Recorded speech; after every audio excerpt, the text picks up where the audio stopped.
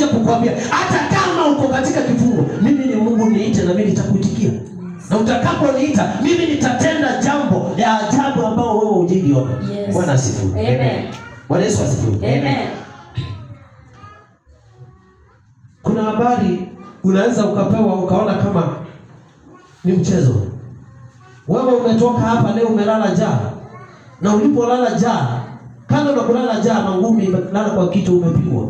Wewe mama, mzee na umetukana na bibi. Lakini usiku Mungu anakuambia, eti mimi ndiye Mungu ninayefanya na nilia kufa hii ndoa. Niite nitasimama. Amen. Wewe unafikiri utafikiria namna gani? Sasa hiyo jicho haioni vizuri ukumbuke.